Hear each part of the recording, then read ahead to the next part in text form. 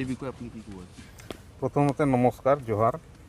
আজি আমি খুবেই আনন্দিত আৰু সুখী।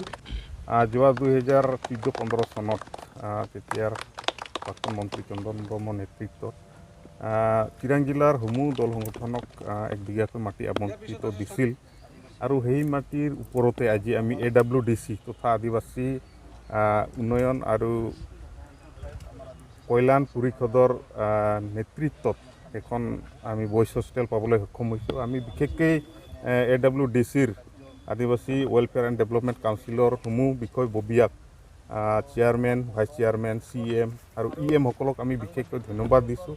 আজি বইজ হোষ্টেল দিছে আৰু এই বইজ হোষ্টেলৰ যোগেদি কাজলগাঁও নিচিনা এখন ঠাইত আমাৰ চিৰাং জিলাৰ সদৰ ইয়াতে থাকি যদি আমাৰ ল'ৰা ছোৱালী বা আমাৰ ল'ৰাখিনি যদি শিক্ষাগত অৰ্জন কৰিব পাৰে তেতিয়াহ'লে আমাৰ জাতিটোৰ কাৰণে আমাৰ কমিউনিটিৰ কাৰণে বহুত ভাল হ'ব আৰু আগন্তুক দিনত এই হোষ্টেলত থাকি আমাৰ ল'ৰাখিনি যথেষ্ট উচ্চ শিক্ষাত আগবাঢ়িব বুলি আমাৰ আশা আৰু আমি কামনা কৰিছোঁ। আজিৰ মাজত আমি দেখিবলৈ পাইছোঁ বইজ হোষ্টেলটো আপোনাৰ পূৰব পৰা হৈ যাব।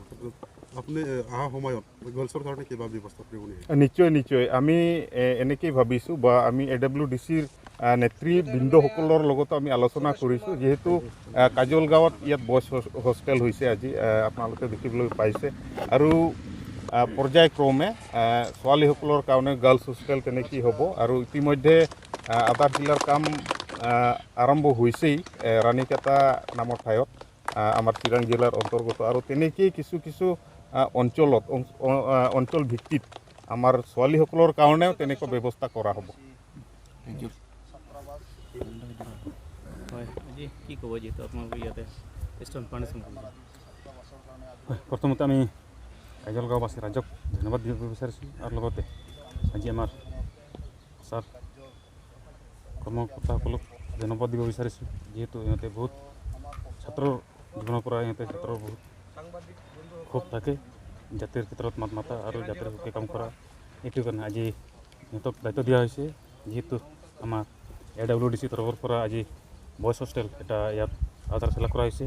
এইটো কাম আজিৰ পৰা আৰম্ভ হ'ব আৰু যথা সময়ত আমি কামটো কমপ্লিট হ'ব বুলি আশা প্ৰকাশ কৰিছোঁ আৰু লগতে যিমান বাকীখিনি কাম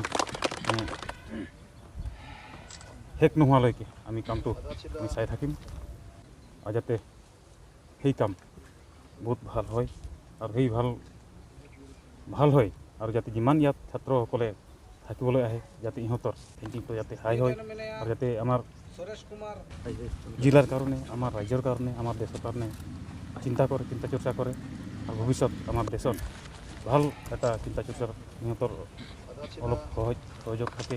এইটো বিষয়ে সিহঁতক ছাত্ৰসকলক সুবিধা দিছোঁ যাতে আমি নাথাকাত সিহঁতৰ ভৱিষ্যত প্ৰজন্মকেইটা যাতে ভালকৈ চলাই লৈ যাবৰ কাৰণে আমি ছাত্ৰসকলৰ কাৰণে এটা নতুন এটা আশা আনি ইয়াত সিহঁতৰ কাৰণে যিটো ঘৰটো আধাৰশিলা কৰিছোঁ সেই ঘৰটো যাতে সেই ঘৰত থাকি ইহঁতৰ আকাংক্ষাটো পূৰণ কৰিব পাৰে। ষ্টাৰ্টিং ডেট কামৰ ষ্টাৰ্টিং জাষ্ট আমি আজি আধাৰশিলা কৰিছোঁ, খুব সোনকালে হ'ব কিন্তু একজেক্টলি ডেটটো ক'ব পৰা নাই। হ'লেও আমি একদম বেছি সময় নালাগিব এই পৰহিৰ পৰা আমি কামটো আৰম্ভ কৰিম। এইটো আমাৰ 1 crore টকাৰ স্কিম হয়। তাতে আমাৰ ইয়াত আছে আমাৰ চেয়াৰমেন আছে আৰু ভাইচ চেয়াৰমেন আৰু লগতে আমি গোটেই কিবাই আছোঁ অলৰেডি আছোঁ অলৰেডি বাকী লেট। কিমানজন ষ্টুডেণ্টৰ কাৰণে আপুনি এই বইজ হোষ্টেল কৰি আছে? বইজ হোষ্টেল মানে আমি এতিয়া 50 জনৰ কিবা কৰিছোঁ। 50 জন মানে কিবা হোষ্টেলটো কমপ্লিট হ'লে আমি কমেও 50 জন বইজ কিবাটো ব্যৱস্থা কৰোঁ।